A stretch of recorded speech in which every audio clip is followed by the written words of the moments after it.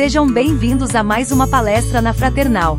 Hoje recebendo o palestrante e escritor José Maria Pontes e Silva, com o tema Céu e Inferno. Rádio e TV Fraternal, sempre em sintonia com você.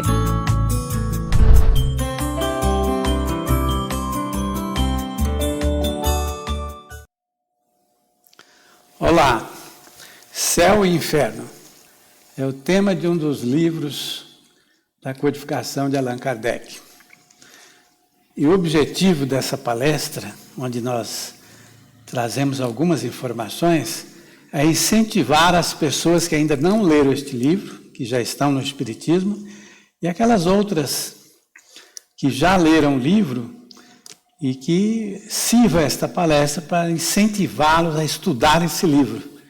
Um livro extraordinário, feito por Allan Kardec, de uma importância muito grande, porque nos traz informações interessantes sobre a formação do cristianismo e o plano da espiritualidade de promover, portanto, a grande revolução que ocorre no momento, administrada da esfera do Cristo, para promover a transformação do cristianismo, fazer com que ele volte a ter características que existiam nos tempos da primeira igreja, a Igreja do Caminho, fundada em Jerusalém. Portanto, que possamos alcançar esse objetivo. Não trazemos muitas informações, porque é muito vasto o livro, porém incentivamos para que todos os espíritas leiam e estudem esse livro.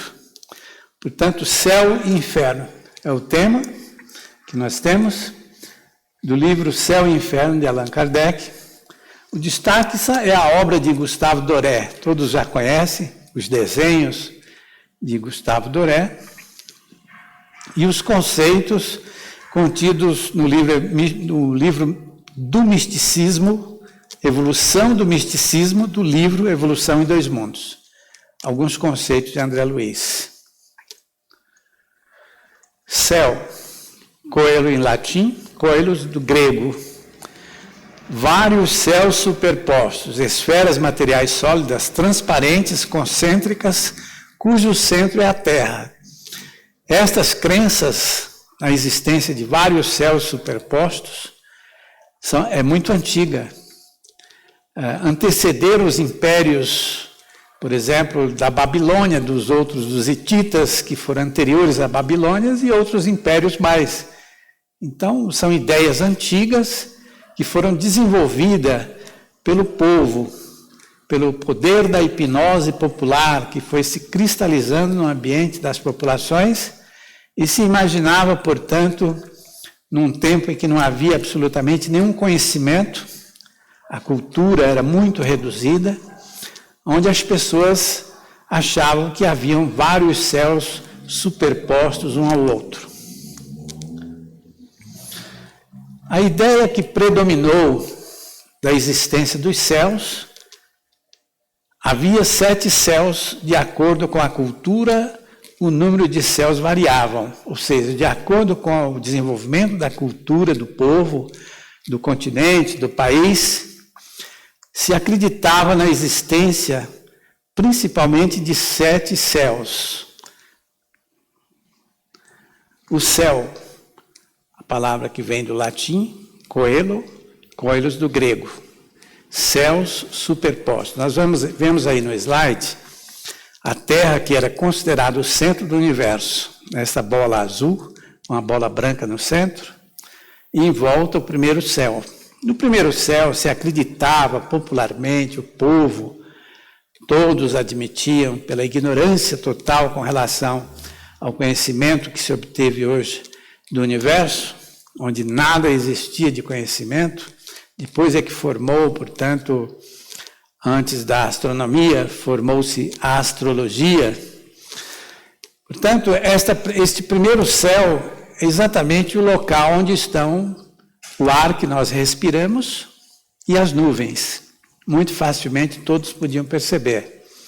O segundo céu, que é esta outra faixa que vem logo superposta, era um céu que girava e conduzia os astros do firmamento, que eram tidos como elementos fixos no universo, e esses céus, como eram de matéria sólida e transparente, e se movimentavam, na medida em que ele se movimentava, ele conduzia esses astros. O terceiro céu é aquele que foi adotado pela igreja do cristianismo primitivo, na formação do catolicismo que nós conhecemos hoje, que admitiu que era o céu após o qual Deus exercia sua morada. Portanto, a ideia do céu que já existia no âmbito popular, que era o local em que viviam os espíritos superiores, aí começa a se configurar com o seu ambiente de moradia, portanto, lá após o terceiro céu. Para os muçulmanos, haviam 9 céus. E na teologia cristã, foi eleito o terceiro céu. Ou seja, o céu que já era crença popular, passou a existir com a morada de Deus, após aquela terceira faixa que significa o terceiro céu. Então, Kardec tem algumas restrições a fazer no livro. Daqui a pouco nós vamos passar o slide e a gente explica melhor. Morada de Deus, terceiro céu da teologia cristã. Isso consta na Constituição Doutrinária do Catolicismo, como resultado de reuniões, ou seja, de concílios ecumênicos, que começaram a acontecer no ano 325, em Nicéia, e, portanto, sob o patrocínio do imperador romano Constantino, que era casado com uma senhora descendente dos judeus, e era, portanto, simpatizante do cristianismo. Aí se via, portanto, o interesse daquele imperador no sentido de obter benesses divinas, geralmente relacionado com a sua posição como governador do Estado, ou seja, como o imperador. Ptolomeu, astrônomo alexandrino do segundo século, contava 11 céus, sendo o último Empírio. Empírio seria o céu luminoso, e naturalmente o céu onde havia a morada do espírito mais elevado, portanto de Deus. A ideia que predomina, portanto, é a morada de Deus no terceiro céu da teologia cristã. Quer dizer, logo depois do terceiro céu, sem se especificar o local, ali vivia Deus, com toda a sua grandeza. Terra era o centro do universo. Morada de Deus acima dos limites imaginários. Então, Kardec faz um comentário de que eles colocaram Deus na espécie de periferia da criação. Se a Terra era o centro do universo, então Deus deveria ter sido localizado num local onde ele pudesse espargir todas as suas energias e desse a ideia exatamente da divina bondade, da divina misericórdia, do Deus Todo-Poderoso, em um local diferente do local periférico das regiões onde havia um limite para que se pudesse estabelecer onde Deus vivia.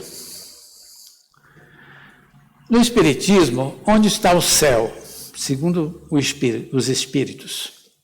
Em toda parte, não há contorno para traçar limites. Os Espíritos nos informam de que o céu é todo o universo, é a casa do Pai, como dizia Jesus. Na casa do meu Pai há muitas moradas. Portanto, Deus habita o universo.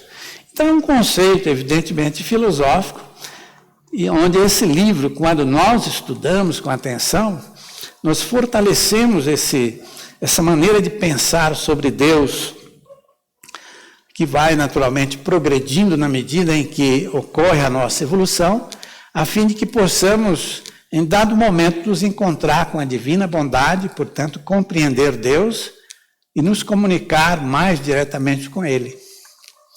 Mundos adiantados, últimas estações do percurso. Esses mundos adiantados a que eles se referem são os mundos espirituais que abriga todos nós, que Deus cria para abrigar todos os espíritos que são criados e desenvolvidos a partir de certa fase evolutiva da chamada mônada celeste, que mergulha no elemento orgânico de cada orbe material para o seu desenvolvimento. Então, os mundos adiantados das últimas estações do percurso são esferas espirituais sublimes, onde vivem os espíritos mais elevados. É o que se supõe e imagina, porque nós não temos absolutamente, segundo Emmanuel, nenhuma informação sobre como vivem os espíritos realmente elevados e nem fazemos ideia de como eles se comunicam, uma frase do Emmanuel. Portanto, esses mundos são compatibilizados com o avanço mental de cada espírito. A evolução do espírito se caracteriza pela cultura, pelo conhecimento que ele adquire e pela moralidade que se eleva. Esses dois fatores estabelecem uma relação com a matéria do mundo espiritual, que é a chamada matéria mental, que é dócil aos nossos pensamentos. Ou seja, quando nós desencarnamos, nós vamos viver na região perfeitamente compatível com a nossa mente, compatível com a nossa competência criativa, sem que haja absolutamente nenhuma injustiça. Todos nós, como espíritas, devemos nos preocupar não com o local onde iremos viver após a morte, mas sim com o Evangelho de Jesus, com a prática da caridade, com os ensinamentos do Cristo, colocá-los em prática, e as consequências serão favoráveis, portanto, porque vivemos no mundo espiritual com justiça perfeita no local compatível com o nosso grau de evolução. Os Espíritos também nos informam de que o pensamento positivo sobre a matéria do mundo espiritual, que os Espíritos chamam de matéria mental. Portanto, o mundo em que nós vivemos no mundo espiritual, os mundos são temporários e configurados, são elaborados pela nossa própria mente, de forma automática, de tal maneira que há uma compatibilidade perfeita com o local onde vamos viver. E o inferno? O inferno foi criado pelo desenvolvimento do ser humano quando descobriu que existe o bem e o mal. Segundo os comentários de Allan Kardec, foi a primeira grande descoberta do ser humano.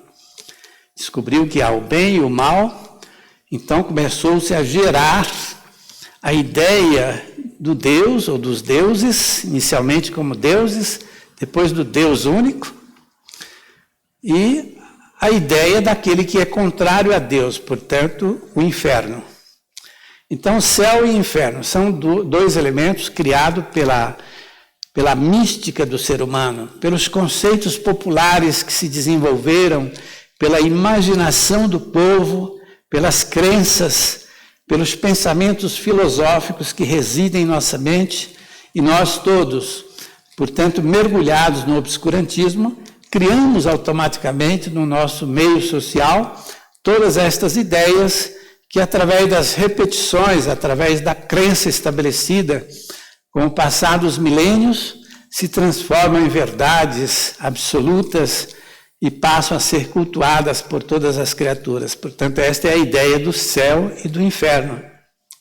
E o inferno, então, representa a maldade. Para isto, criaram aquele que é o maioral dos céus, as figuras que exercem o seu domínio, a administração deste setor conhecido como inferno. Intuição: o bem e o mal determinam a felicidade e a infelicidade após a morte. Depois que o homem descobriu que existe o bem e o mal, ele então estabeleceu que aqueles que fazem o bem merecem ser felizes após a morte. E a infelicidade após a morte também seria representada pela sua vida nesse ambiente que se chama inferno. Portanto, foram construções automáticas que se somaram às primeiras crenças que surgiram. O guerreiro receberá honras e o caçador terá caça em abundância. E são conclusões de Kardec. O céu estabelecido pela comunidade geralmente estava ligado à vida pessoal de cada um.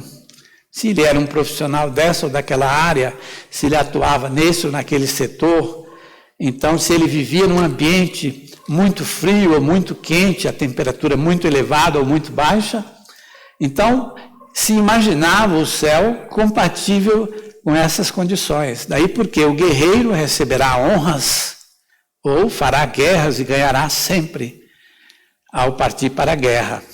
E o caçador terá caça em abundância. No clima abrasador terá um inferno de fogo. Quer dizer, aqueles que moram no deserto, onde o clima é bem abrasador, muito quente, é muito alta a temperatura, naturalmente vai imaginar um céu com uma temperatura muito elevada. E em regiões boreais, um inferno de gelo. Quer dizer, aqueles que vivem sobre o gelo, em regiões muito frias, imaginam um céu igualmente frio ou muito mais frio do que eles imaginam. O inferno cristão imitação do inferno pagão. Então, como era o inferno cristão? Ambos têm fogo por base dos tormentos, tanto o inferno pagão quanto o inferno cristão. O inferno pagão, suplícios individuais. Os suplícios do inferno pagão era então composto com os chamados suplícios individuais, ou seja, com sofrimentos destinados a um grupo de pessoas ou uma única pessoa, diferente do inferno do cristianismo, que é um inferno destinado tanto a uma pessoa quanto a coletividades. Nós temos aqui o tonel das Danaídes. Então, são esculturas famosas da Europa, feitas por Augusto Rodin, e, portanto, nós vemos aí que isso faz parte do inferno pagão, com os seus suplícios individuais. Há uma história de que estas moças que estão derramando água dentro do tonel, o tonel não tem fundo, por mais que elas derramem água, a água desaparece. Elas terão que retornar onde pegaram a água e continuarem a despejar a água. E esse ciclo permanece sempre. É um castigo que foi determinado para que no inferno, nos suplícios pagãos, elas pagassem pelo que fizeram em vida. E isso teve origem quando as 50 filhas de Dânaia,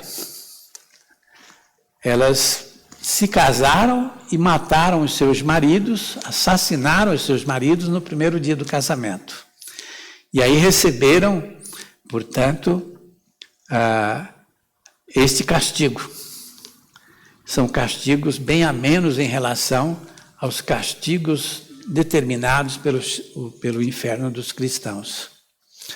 A roda de Ixião. Ixião também tem uma história interessante da mitologia grega, né? Que, na verdade, isso pertencia à mitologia grega. O Ixião era um cidadão que foi um dos primeiros a matar o próprio sogro, porque no dia do seu casamento ele havia prometido a ele muitos presentes. E ele não deu os presentes, e ele, por vingança, então, o matou. Quer dizer, aí ele foi condenado a passar por esse suplício da roda, que depois se cristalizou como uma das penalidades do inferno dos pagãos. Portanto, ele permanece como registro das penas deste inferno. E aí o que ocorreu em seguida?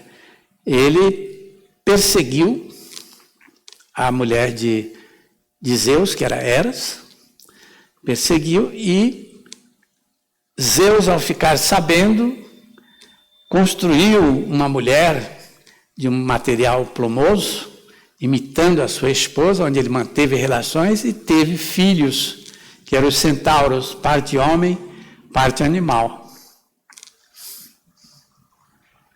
O rochedo de Sísifo. Há também uma história para que fosse estabelecida essa penalidade no inferno pagão.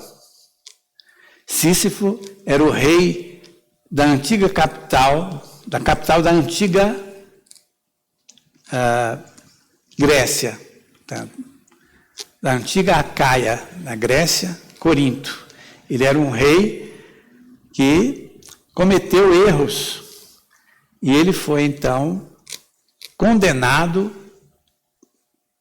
pelo maioral dos infernos do paganismo a carregar esta pedra até o cume da montanha. Lá, naturalmente, a pedra descia, ele teria que permanecer no ciclo de pegar novamente a pedra, levar e ela descia. Então, o inferno pagão tinha suplícios individuais, bem a menos em relação aos suplícios do inferno do cristianismo. Tinha também o tântalo, que era uma espécie de poço com uma água muito perigosa, onde o cidadão era jogado e ele teria que livrar-se do afogamento.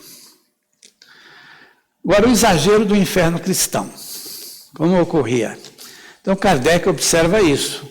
As caldeiras ferventes, Deus lhe ouve os gemidos eternamente. Quer dizer, segundo a mitologia, aqueles deuses, os espíritos elevados que estavam nas proximidades de Deus, eles levantavam a tampa desses caldeirões simplesmente para se deleitar ao observar o sofrimento dos cristãos. E Deus ouvia eternamente, estaria sempre ouvindo por toda a eternidade os gemidos das suas criaturas. Portanto, uma incompatibilidade muito grande com aquilo que Jesus respondeu a Pedro quando ele perguntou quem é Deus. E ele simplesmente responde, Deus é amor. Então, alguém que simplesmente ama e tudo o que faz é com base na inteligência e no amor, jamais deixaria eternamente os seus filhos e jamais iria permitir o que ocorre, segundo a crença daqueles que geraram essas superstições. O exagero do inferno cristão. O rei dos infernos era Satã. Quer dizer, o cristianismo herdou a palavra do judaísmo, Satã, e, portanto, ele tem as suas funções. E quando num dos concílios, concílio de Latrão, nós sabemos que houveram 5 concílios de Latrão. O primeiro no ano 1123, o último foi no ano 1777. Portanto, nesses 5 concílios, ocorreram mudanças substanciais a fim de que o cristianismo primitivo se configurasse tal como nós o conhecemos hoje. Portanto, o que era Latrão? São Luís de Latrão é uma igreja que tem no Vaticano, que foi presente de Constantino, segundo a pesquisa realizada por Allan Kardec. E lá, segundo as tradições, é onde se guarda o trono oficial do Papa. Mas a verdade é que lá era um salão muito grande, onde se realizavam esses concílios. E o primeiro ocorreu no ano 1123. Então, todas as mudanças do cristianismo primitivo ocorriam através dessas grandes reuniões ecumênicas que se iniciaram no ano 325, em Bitínia, num lugar chamado Niceia, sob o patrocínio de Constantino, o rei, portanto, do Império Romano, já bipartido, já próximo a se desfazer. Ele ainda não havia sido bipartido, mas as suas colunas já ruíam, e ele era casado com a filha de um judeu, simpatizante do cristianismo, e naturalmente envolvido com questões de esperanças de que a sua posição no poder no Império Romano seria mantida a partir das bênçãos de Jesus. Aí ele tornou-se um grande protetor do ambiente do cristianismo, que aparentemente foi muito bom para o cristianismo, mas os Espíritos nos garantem de que foi o pior erro cometido pelo ser humano, porque houve uma junção dos interesses evangélicos com os interesses políticos. Não só, aqui não se condena o posicionamento político de cada criatura, evidentemente, mas se condena a união dos interesses do Evangelho com os interesses puramente políticos, instituições do mundo. É uma fase de evolução da política e da religião. Então, nós temos as atividades de Satanás, com esta figura, com cabeça de cabra, pés de animais e, portanto, chifres, etc., é uma figura que não surgiu por acaso, foi muito bem desenhada para representá-lo. E onde fica o inferno? Ora, os ensinamentos de Jesus, exatamente que a todos nós seria dado de acordo com as nossas obras. Então, baseado nisso, eles começaram a imaginar onde poderia estar o inferno.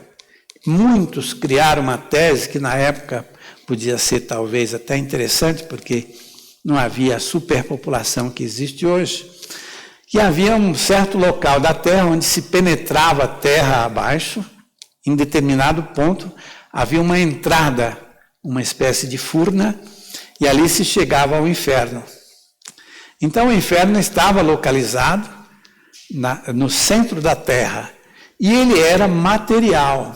Quer dizer, o inferno é considerado, no ambiente do cristianismo atual, como uma morada material, onde se discute, no ambiente teológico, onde muitos dizem que provavelmente o inferno se encontre em um planeta vizinho da Terra, ou esteja na própria Terra, como é a tese de alguns. Portanto, até hoje não foi bem definido o local onde existe o inferno. Por que eles falavam isso? Que ele teria que ser material? Exatamente porque aqueles que desencarnam, se praticaram maldades e merecem ir para o inferno, eles irão ressuscitar no dia de juízo final, tal como aqueles que fizeram o bem e que merecem viver no céu, também irão ressuscitar, ambos com os seus corpos, aqueles que foram destruídos pela terra. E aí imaginaram que se o corpo era igual ao nosso corpo carnal, eles teriam que viver no inferno que fosse localizado aqui na Terra. Daí essas teses de que está no centro da Terra ou num planeta próximo da Terra. Bom, pode-se imaginar, e os outros que irão para o céu, eles também ressuscitam com corpos físicos, os mesmos de quando desencarnaram, então eles vão para o céu. Então no céu aceita-se, portanto, os elementos com o seu corpo carnal, porém no inferno não, terá que ser, portanto, na terra ou nas proximidades da própria terra. Então há uma série de incoerências, de citações mitológicas, intuitivas, filosóficas, o complemento filosófico dos pais da igreja, principalmente os pais da igreja que surgiram no quarto século, como o próprio Santo Agostinho, Santo Tomás de Aquino e outros mais, somando-se às teses dos primeiros pais da igreja que surgiram no primeiro e no segundo século da era cristã. E aí então se compõe o catolicismo, a bem da verdade, porque aí estão nos anais da história, de uma composição da realidade evangélica trazida por Jesus, que tão somente nos trouxe a essência do cristianismo. Eis que vos deixo um novo mandamento: amai-vos uns aos outros como eu vos amei. O primeiro grande ensinamento dos outros evangelistas: amar a Deus sobre todas as coisas e ao próximo como a si mesmo. Portanto, aí cresce o número de pessoas adeptas do cristianismo. Se desenvolve substancialmente em todo o mundo, principalmente no Ocidente, após a fundação das chamadas igrejas domésticas pelo apóstolo Paulo, que iniciou sua missão aproximadamente de 5 a 8 anos depois da morte de Jesus, onde começou na região da Cilícia, na sua terra natal, em Tarso, se estendeu para a ilha de Chipre, viajou pela Ásia Menor e terminou sua missão no ano 64 em Tortosa, na Espanha. Ele sozinho, com alguns colaboradores, difundiu a missão do Evangelho, as lições do Evangelho, por todo o mundo, por todo o Ocidente. E, portanto, nós verificamos de que o apóstolo Paulo desempenhou um papel importante na divulgação dos ensinamentos do Cristo. Foi o primeiro estudioso do Evangelho, que rompeu com o Evangelho, com os termos de Mateus, exatamente na igreja de Corinto, quando então ele viu o nome de Jesus sendo achincalhado pelos seus irmãos de raça, na sinagoga, quando então, achincalhando o nome de Jesus, ele sofreu muito. E ali foi pedido pela espiritualidade, na presença, sem que ele tenha visto, apenas uma visão de uma luz, a presença de Estevão, que pede para ele fazer as epístolas. E ele começa a escrever cartas, que tornam-se famosas, depois são imitadas por alguns dos seus amigos do apostolado. Então nós temos aí os demônios, que são aquela legião formada de entidades espirituais que auxiliam ao Satã, quer dizer, ao diabo, ao Satanás, a atormentar as suas vítimas. Rei dos infernos pagão. Vamos ver a diferença. Kardec estabelece uma diferença interessante, chama-se Plutão, no Império Romano, e Hades no grego. Exercia o governo sombrio sem maldades. Ele era uma espécie de executivo da época. Portanto, era um céu configurado segundo os próprios costumes da própria Grécia. Era, portanto, um cidadão respeitoso para com aqueles que estavam sofrendo no Tártaro, que era como se chamava o inferno dos nossos irmãos da Grécia Antiga, no tempo das crenças dos 12 deuses que viviam no Monte Olimpo. Kardec concluiu: o inferno cristão nada deve ao inferno pagão. O inferno dos pagãos tinha, de um lado, os Campos Elíseos, dos pagãos. Do outro lado, o Tártaro. Havia um rio no centro. Era, portanto, o rio Lete. Campos Elíseos à esquerda, Tártaro, que era o inferno, à direita. Portanto, de forma simples, mostrando as torturas, e o outro mostrando as delícias que experimentavam aqueles que praticavam boas obras e mereciam, portanto, ir para os Campos Elíseos, ou seja, para o céu dos pagãos. Onde os virtuosos repousaram dançando e se divertindo noite e dia, Portanto, era um céu configurado com a vida boêmia que eles tinham na época. Kardec concluiu: o inferno dos pagãos tinha o Olimpo, morada dos deuses, e homens divinizados. Morava no Monte Olimpo. Jesus deixou para que o tempo retificasse essa questão. Aí está o Monte Olimpo, que era conhecido como Gaia, Urano, que era o céu, e Cronos, Monte Olimpo hoje, que pode ser visitado por qualquer piloto dirigindo um helicóptero, onde não mais moram os 12 deuses, e todos aqueles que cultuavam a divindade com muita seriedade são tidos hoje como praticantes de uma simples mitologia, onde não foi encontrada até os dias atuais nenhuma constituição doutrinária que pudesse orientar a sociedade moderna de como, na verdade, funcionava efetivamente a crença nesses 12 deuses, nesta religião politeísta que se desenvolveu de forma substancial aqui no Ocidente, com a influência, naturalmente, do hinduísmo. Zeus, que era conhecido no Império Romano como Júpiter, era o deus maioral, portanto, o deus máximo que existia no Monte Olimpo. Era a esposa de Zeus, protetora do casamento. Nós tínhamos Poseidon, que era dos oceanos, era, portanto, o maioral dos oceanos e dos mares. Nós temos aí Atena, que se chamava Minerva na língua romana. Era o deus da guerra, da justiça e sabedoria. E o Apolo, que era o deus solar, filho de Zeus. Artemis, que era a Diana, famosíssima na Ásia Menor, que era a deusa da lua e da caça, e, portanto, reverenciada com um templo belíssimo em Filipos, onde Paulo de Tarso lá esteve por algum tempo, fazendo as suas pregações, onde ele curava dezenas de elementos doentes de uma só vez, onde ele realizava prodígios, onde ele pregava para as pessoas carentes de novas informações espirituais, onde facilmente assimilavam, portanto, a doutrina do cristianismo, sedentas de informações.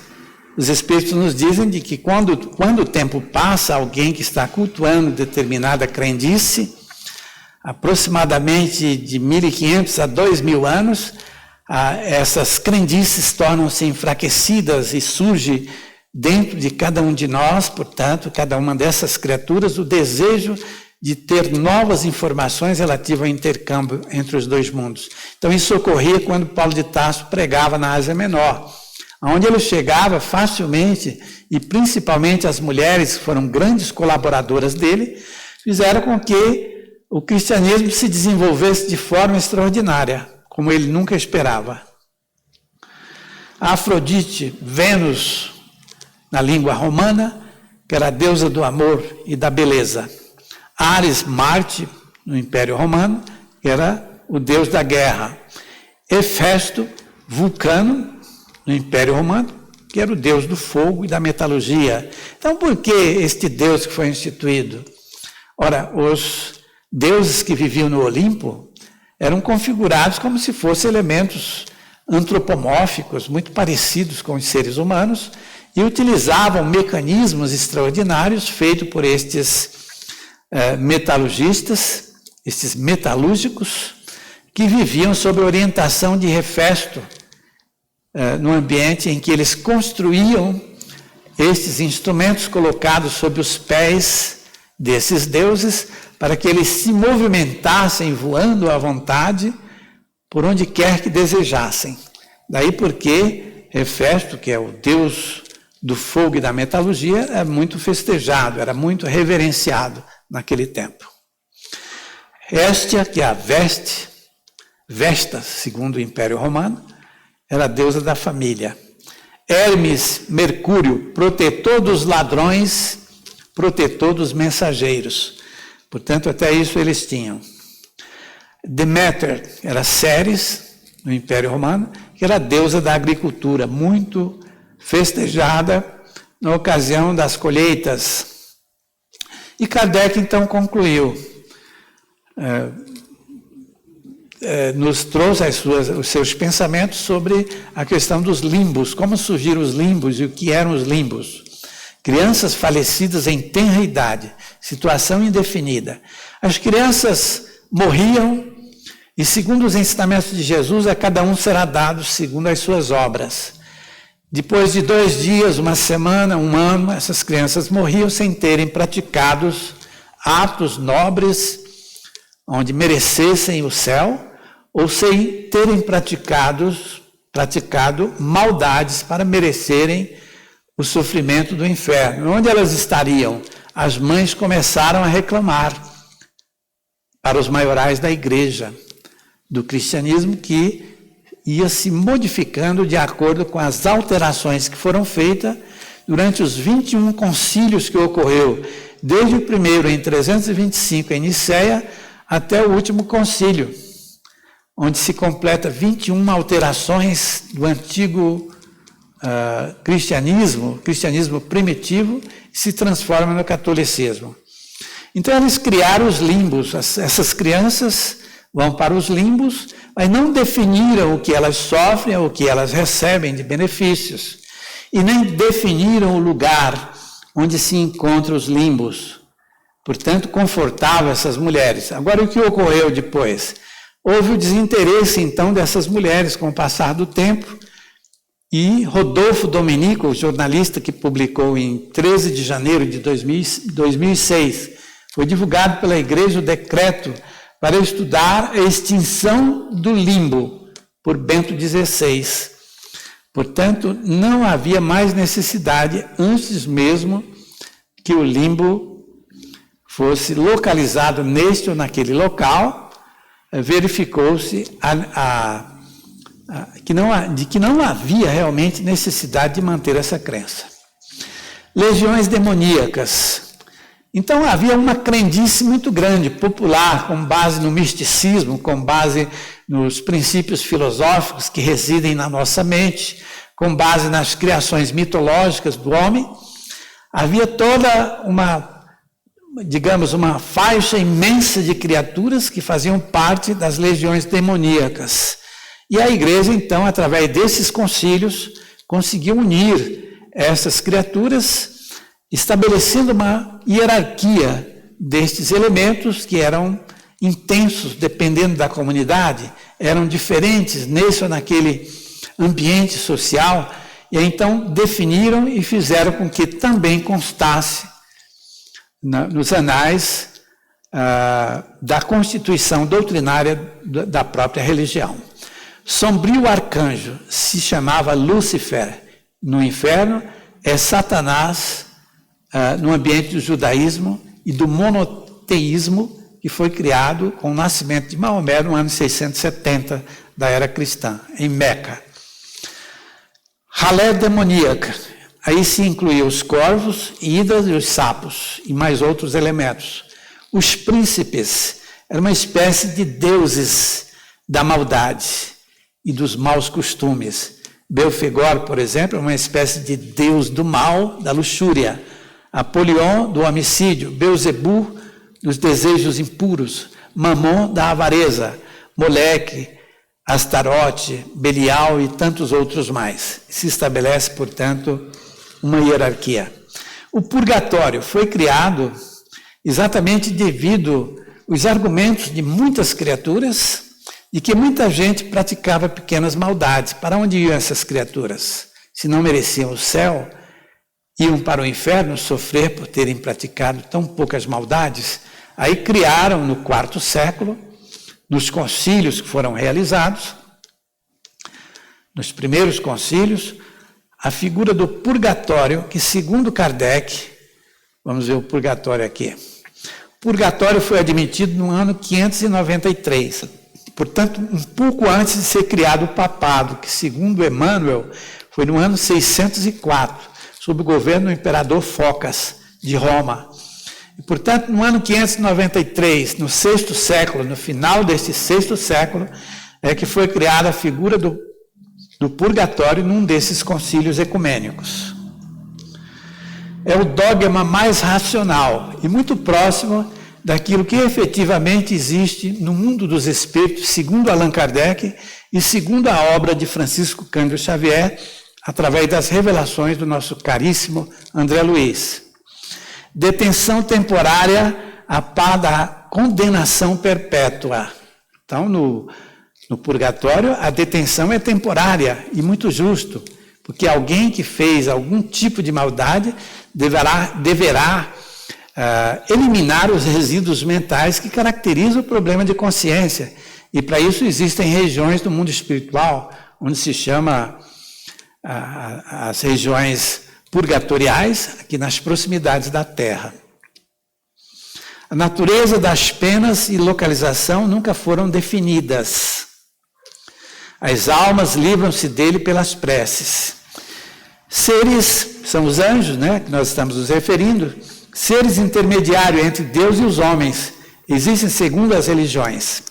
Crença do politeísmo e das fábulas mitológicas, as fábulas populares.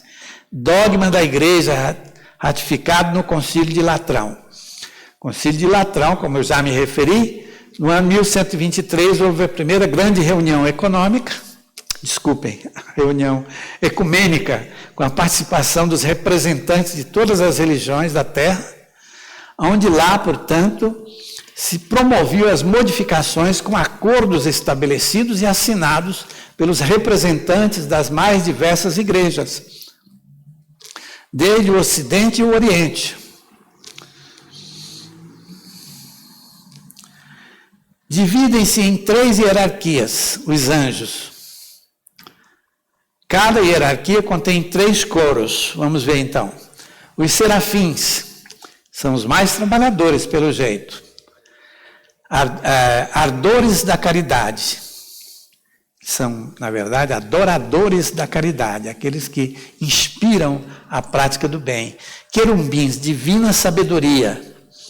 E tronos proclamam a grandeza divina. São as 3 categorias diferentes dos anjos. Onde os querumbins, como eu falei, são aqueles que mais trabalham pelas atribuições que eles detêm, como as chamadas dominações, designar missões e deveres aos anjos das classes inferiores. Os querubins ainda, a segunda atribuição importante, chamada de virtudes, atender aos interesses da igreja e do gênero humano. Os querubins ainda têm uma terceira atribuição, são as potências das leis físicas e morais, guardiões destas leis. E temos os anjos, também como os principados, reinos provinciais e dioceses, que era o que existia na época, eram os pequenos reinados, as províncias e as dioceses, que tinham um poder muito grande também. Arcanjos, mensageiros e principais, que eram ambos mensageiros comuns e mensageiros essenciais, ou seja, os principais, aqueles que estabeleciam o contato das mensagens necessárias entre o homem e a divindade. E os anjos de guarda, que nós formamos já uma ideia de como eles participam no ambiente da sociedade humana. Principados, reinos, províncias, dioceses. Anjos, tinha os arcanjos, que são os mensageiros, e os principais, são esses que estão sempre ao lado do homem merecedor, aquele que merece, portanto, a presença desses mensageiros divinos. E os anjos de guarda, que estarão sempre ao lado das criaturas que merecem a presença de protetores. E os demônios? Nós já falamos como criaram a ideia de como viviam os demônios, como vivia Satanás, com seu séquito de colaboradores, ou na Terra, através desse furo existente em determinada região terrena, ou num planeta próximo da Terra. Origem da crença. Entre os persas se chamava Ormuz e Arimã. Entre os hebreus, Jeová e Satã. Os demônios são as potências secundárias. Os pagãos chamaram deuses.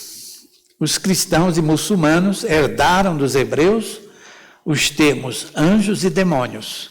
Quer dizer, os hebreus assimilaram das comunidades que antecederam o seu império.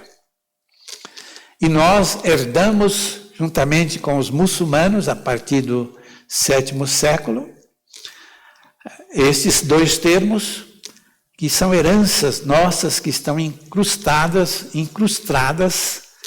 juntamente com os conceitos intuitivos das sociedades mais primitivas, que compõem as verdades eternas, inclusive com as realidades do amai-vos uns aos outros, a estes conceitos filosóficos e intuitivos que compõem o catolicismo, a religião, a Igreja Mãe que nós conhecemos hoje, com profundo respeito, porque os espíritos destinam um grandioso respeito ao catolicismo. É considerado a Igreja Mãe do brasileiro. No Brasil, muitos mensageiros foram introduzidos, desde as tribos indígenas e os colaboradores que ajudaram a evangelizar as tribos indígenas brasileiras, estavam com elementos previamente bem preparados para missões de grande importância. E mais tarde, onde haveria o desligamento do Estado com a Igreja, para facilitar, portanto, a presença do Espiritismo que viria mais tarde. Lúcifer e a Terra, parte dos anjos sucumbiram de inveja e de orgulho, queriam ocupar o lugar de Deus. Atribuições dos demônios, aliciar as almas para o inferno com a permissão de Deus. Essa era uma grande atribuição destinada aos espíritos, que são taxados de demônios, com este termo, que significa para nós, os espíritas, como espíritos comuns que existem na Terra, entre a Terra e o mundo espiritual que pertence à Terra. Deus teria se enganado, segundo Kardec. Segundo a Igreja, Deus é infalível. Se Deus é infalível, por que então criou um cidadão que se revolta contra ele, depois se rebelando, torna-se eternamente o seu adversário, o seu inimigo? Então há falhas desta natureza, e o estudo desse livro deve ser feito no sentido de se entender com clareza a grandiosa diferença que existe entre as realidades e a constituição do cristianismo, que se representa hoje pelo catolicismo, que está sendo alterado através de iniciativas que partem da esfera do Cristo, a fim de que em 10 séculos consecutivos, o cristianismo se transforme numa instituição parecida com a primeira igreja que foi fundada em Jerusalém, a primeira igreja cristã, que era a Igreja do Caminho. Portanto, quer queiramos ou não, esta é a grandiosa realidade revelada pela espiritualidade através de médiuns plenamente confiáveis, como a própria codificação do Espiritismo e a figura de nosso caríssimo Francisco Cândido Xavier. Nós temos aqui o cristianismo redivivo, céu e inferno. Onde fica o céu, segundo os Espíritos? O céu está dentro de nós. Então vamos entender isso. Se as esferas espirituais são construídas automaticamente pelas nossas próprias mentes, porque se somos espíritos atrasados, somos atraídos para o umbral, nas regiões inferiores da espiritualidade. Vamos nos elevando e passamos a habitar regiões temporárias do mundo espiritual ligado à Terra, que são construídas automaticamente pela nossa própria mente. Na medida em que avançamos em moralidade e cultura, nós partimos para regiões espirituais sublimadas, em regiões que nós desconhecemos, onde as moradas são verdadeiras, verdadeiros antros de prazer e céus para experimentarmos pelo justo merecimento, pelos nossos esforços, ocorrido por vencermos as dificuldades através das reencarnações. No entanto, não é o céu, são as casas planetárias a que se referem os espíritos. E onde está, portanto, o céu? Se ele está dentro de nós, são nessas regiões sublimes da espiritualidade, onde nós não sabemos, segundo uma frase de Emmanuel, os espíritos realmente elevados, na verdade, nem sabemos como eles se relacionam. Isto quem nos diz é Emmanuel, através da psicografia de Francisco Cândido Xavier.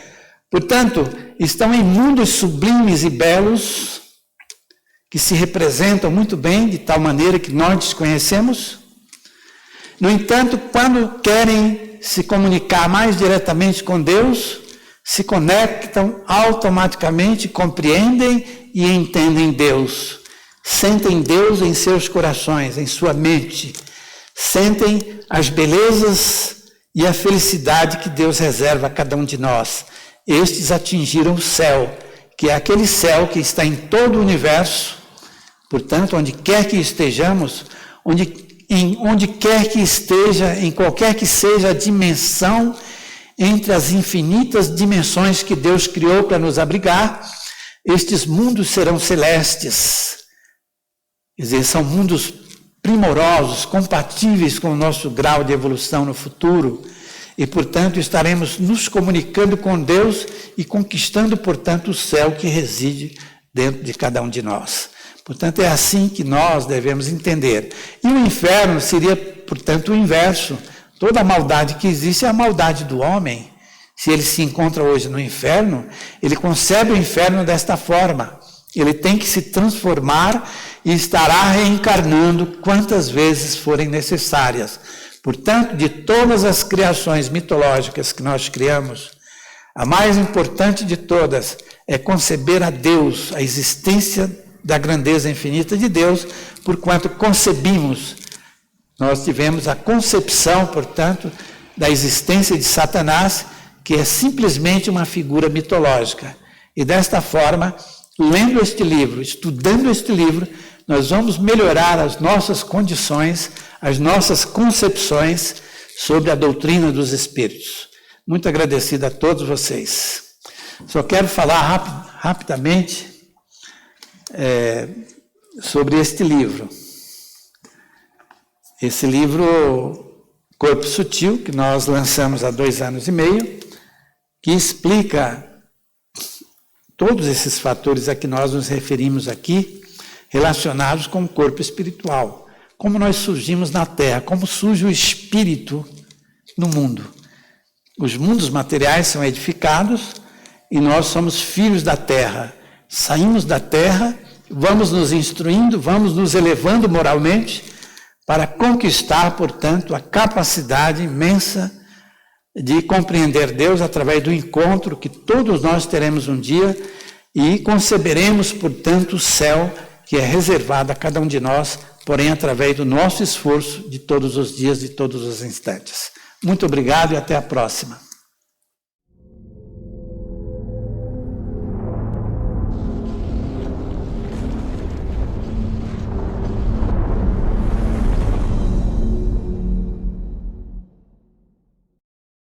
Acabamos de apresentar mais um programa Palestra na Fraternal. Sempre uma palestra diferente com temas ligados à doutrina espírita. Assista pelo YouTube, pela TV Fraternal e também no Facebook. Ouça pelo aplicativo da Rádio Fraternal e pelo site fraternal.net.br. Rádio e TV Fraternal, sempre em sintonia com você.